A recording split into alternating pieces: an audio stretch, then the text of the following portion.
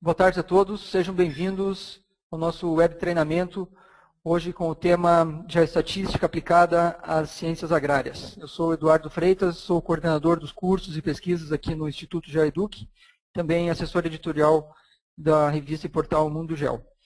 Eu agradeço a todos que já estão conectados conosco nesse web treinamento, também ao professor Landim, que aceitou nosso convite e está pronto aí com a sua apresentação, e sua equipe também que participou das sessões de prova para garantir que tudo corresse bem nesse treinamento online. Eu vou explicar rapidamente como será a dinâmica, é um pouco repetitivo para quem já participou de outros web treinamentos, mas é sempre bom a gente explicar. Então vai ser feita uma apresentação na qual vocês verão a tela e ouvirão o áudio do palestrante. Logo depois dessa apresentação vai ser feita uma sessão de perguntas e respostas, e a interação de vocês conosco é através do chat. Então não é preciso webcam ou microfone, somente um fone de ouvido ou a própria caixa de som do seu computador. Este é o painel que vocês usam para enviar os seus comentários, suas dúvidas. É só digitar a pergunta nessa caixa aqui, depois clicar em Send e nós vamos recebê-las aqui. Algumas delas nós vamos responder diretamente pelo chat e outras nós vamos reservar para fazer ao final para o palestrante. Alguns lembretes, os arquivos vão estar disponíveis para vocês baixarem depois do evento. A gente está gravando também esse seminário, esse treinamento online, então vocês vão poder acessar depois o vídeo novamente para ver com mais calma ou para compartilhar com a equipe de vocês. E os certificados de participação serão enviados por e-mail na próxima semana. Antes de falar da agenda, eu queria comentar sobre a participação dos inscritos. Nós temos inscritos de vários estados do Brasil, mas eu queria registrar também a participação de 3 pessoas de fora. Temos 2 portugueses e um argentino entre a nossa audiência. Então, eu dou boas-vindas a todos. Espero que esse seminário seja, esse curso, o rápido curso online aqui, seja bem útil para vocês. Aqui, rapidamente, a agenda, né? Introdução à geoestatística, modelagem de fenômenos, amostragem, inferência espacial, cálculo e modelagem de variogramas, técnicas geoestatísticas, exemplos de aplicações, enfim, era tudo que estava no programa que vocês já receberam e vai ser abordado ao longo desse mini curso. O nosso palestrante e instrutor desse treinamento online será o professor Paulo Milton Barbosa Landim. Ele é formado em Geologia e com doutorado em Estratigrafia pela Universidade de São Paulo, com pós-doutorado em Estratigrafia e Geomatemática pela Northwestern University, professor emérito da Universidade Estadual Paulista e atualmente é professor voluntário do Departamento de Geologia Aplicada do Instituto de Geociências e Ciências Exatas do campus da Unesp de Rio Claro, e bolsista de produtividade em pesquisa do CNPq. Se eu esqueci alguma coisa, professor Landim, por favor, fique à vontade para complementar. Eu vou agora, então, passar a tela para o professor Landim e volto logo depois da apresentação na sessão de perguntas e respostas. Posso? Vamos começar? Fique à vontade, já estamos vendo sua tela. Tá bem, tá bom. Para quem não me conhece, boa tarde a todos. Eu sou, então, o professor Paulo Barbosa Landim, docente da Unesp, agora aposentado, mas ainda em atividade. E agradeço o convite que me foi feito para eu ter a oportunidade de apresentar a vocês uma pequena introdução sobre a metodologia geoestatística. O tema será Geoestatística aplicada em ciências agrárias através de um web treinamento.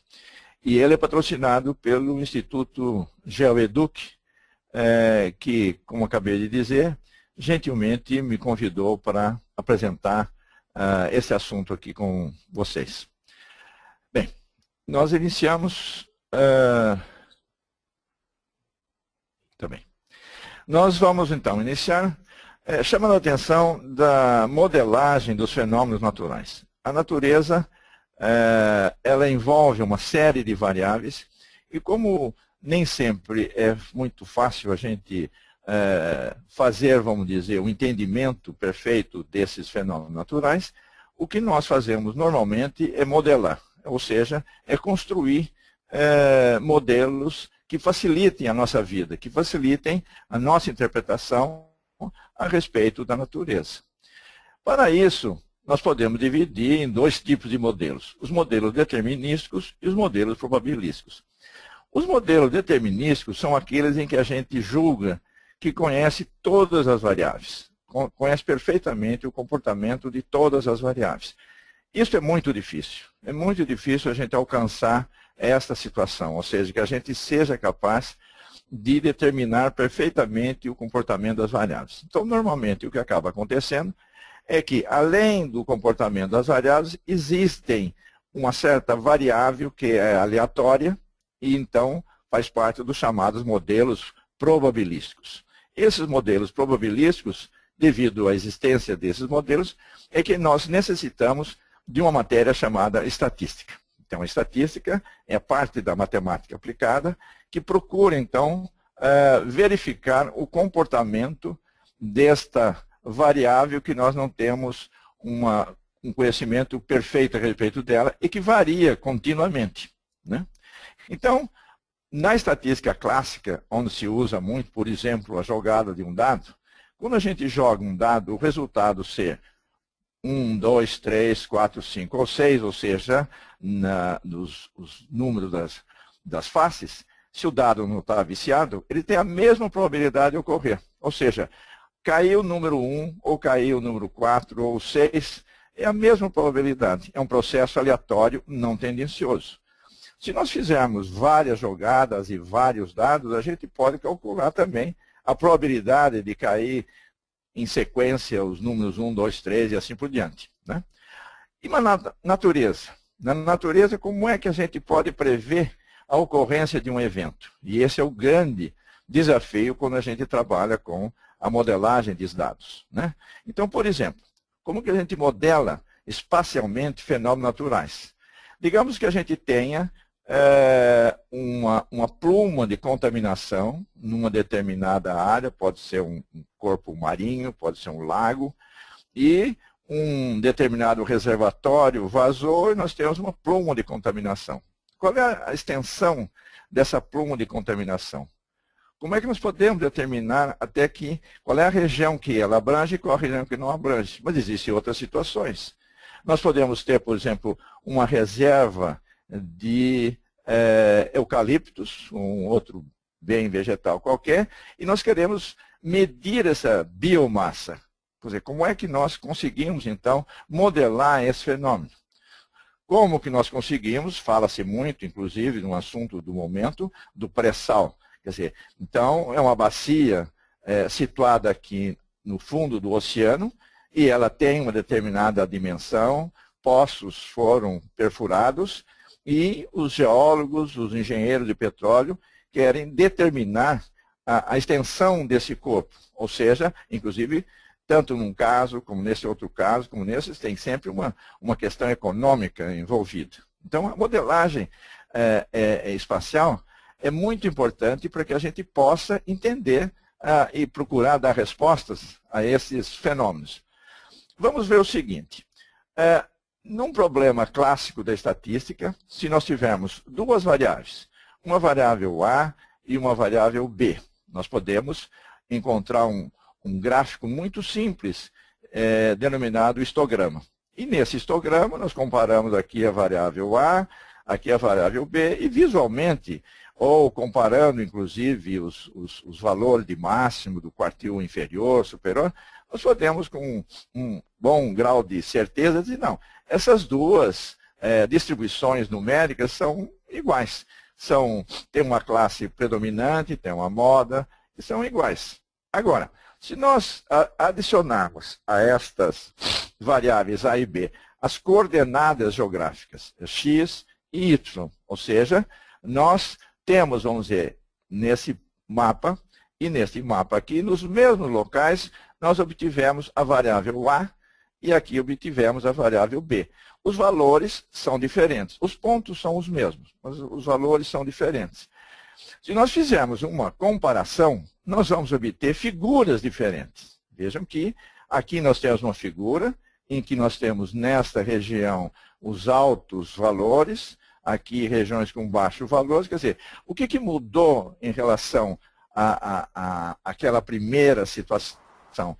Essa distribuição espacial dos valores é diferente. O que mudou foi o georreferenciamento. Então, o que acontece é que no estudo dos fenômenos naturais, a questão de nós sabermos espacialmente aonde estão esses valores, qual é a distribuição espacial desses valores, é de extrema importância. Eles podem apresentar, vamos dizer, resultados que sejam muito mais fiéis à natureza do que simplesmente nós compararmos uma relação de valores, no caso a variável A, com uma relação de valores, no caso a variável B.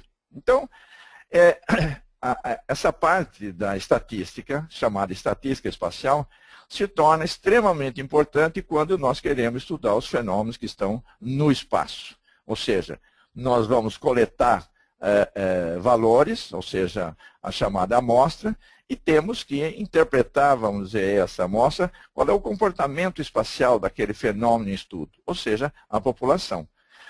Dificilmente, é muito difícil nós termos todos os valores possíveis de uma população. Então, por isso, nós coletamos alguns valores, ou seja, a amostra, e a partir desses valores que nós coletamos a amostra, nós vamos procurar interpretar a população. E, para isso, nós temos que usar, no caso da estatística espacial, a interpolação.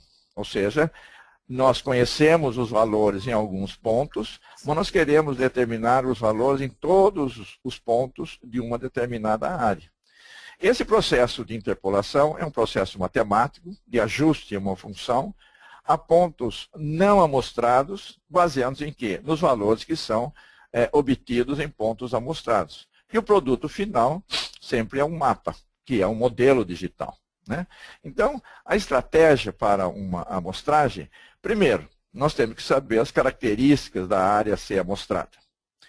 Em função dessas características, nós temos que fazer um planejamento a ser adotado para determinar a seleção de amostras em termos de localização e densidade. Então, elas têm que ser devidamente localizadas e sabermos qual é a densidade de distribuição dessas amostras.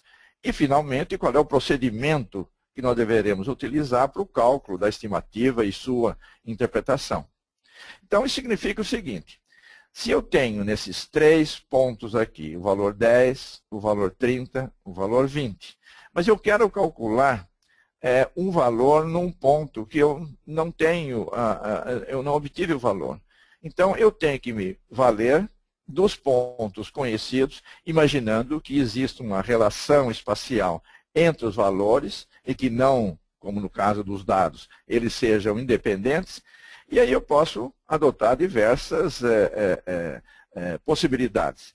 Eu posso decidir que, se este ponto aqui ele está mais próximo ao valor 30, ele deve ser 30. É uma maneira de eu resolver, ou tentar resolver o problema. Eu posso achar, não é 30, porque eu tenho aqui o valor 10, aqui eu tenho o valor 20 e o 30. Então, eu somo os 3, divido por 3 e dou o valor 20. Mas eu posso, além disso, verificar a que distância está o ponto B do ponto que eu preciso conhecer, essa distância. E multiplico o valor que eu encontrei pela distância, acho, então, de uma maneira linear e calculo um ponto. Então, vejam que tem diversas possibilidades, diversas maneiras de nós fazermos interpolação. Ou seja, a partir, então, de valores conhecidos, nós estimarmos um valor num ponto que eu não conheço. Então, agora, é evidente que para isso eu tenho que entender qual é a população visada, qual é a população disponível.